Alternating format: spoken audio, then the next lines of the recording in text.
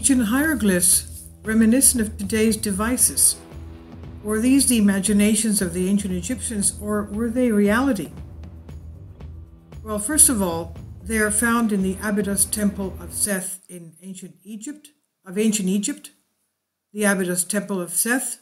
These are on a lintel in the temple. Very strange symbols, as we can see. They're reminiscent of today's aircraft.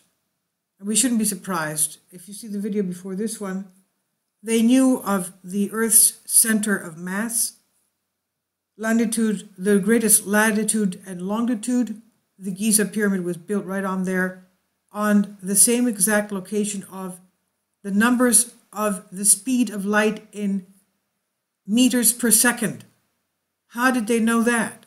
And how was it that the greatest amount of mass was right there at the center of the speed of light?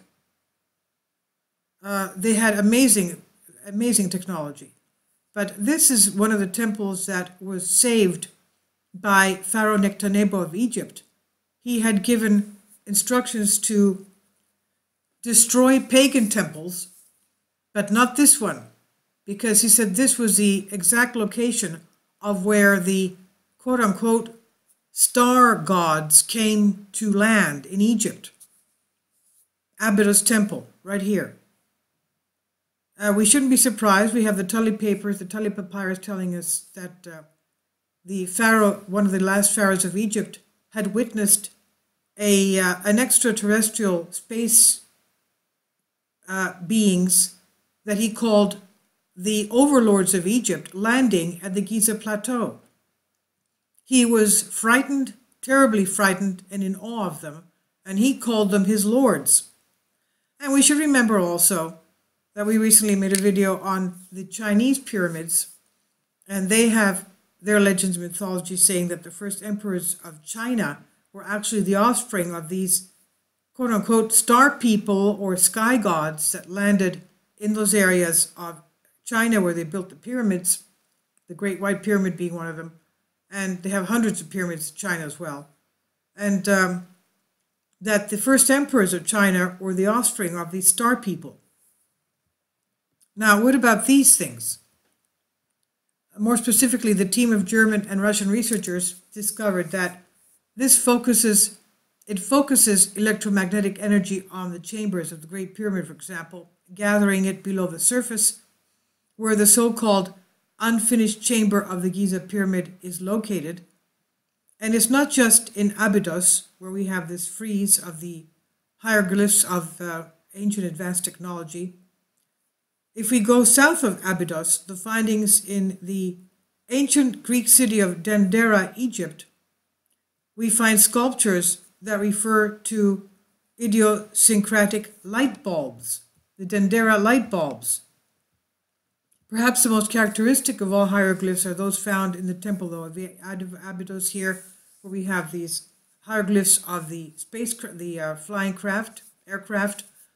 And at first glance, as well as with more, they refer to what our minds perceive as flying objects and chariots of our more modern time. Now, did the ancient Egyptians, the lithographers, those making these hieroglyphs, have such a huge imagination to carve these strange objects? Or in the museum that we know of modern Tentira, there is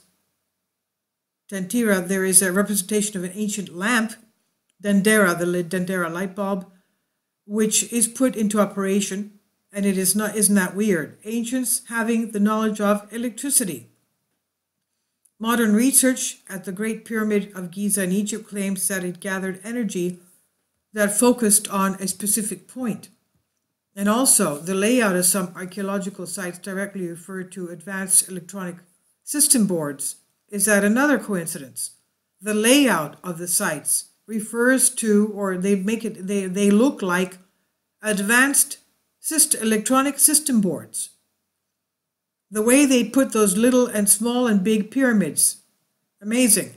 And these are just a few of the very strange things that are happening in ancient Egypt, found there in the Egyptian structures and their complexes, but also the decorative trends on them And then one wonders, after so many coincidences, did the ancient people who lived a few thousand years before us finally use such machines and vehicles, but also devices and inventions, this advanced technology?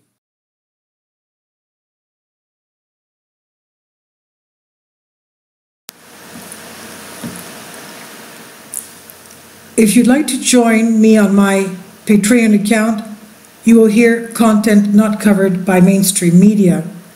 These riveting stories will be based on my research, and I will state my opinions and give my personal insight on diverse and controversial subjects and world events not covered by mainstream media, and not supported by YouTube guidelines. So whatever I have on my Patreon, most of those will not be on my YouTube channel. Please consider becoming a member today. More of the most significant and important videos will be on my Patreon channel. Your support helps me to continue my research and keeps this YouTube channel alive.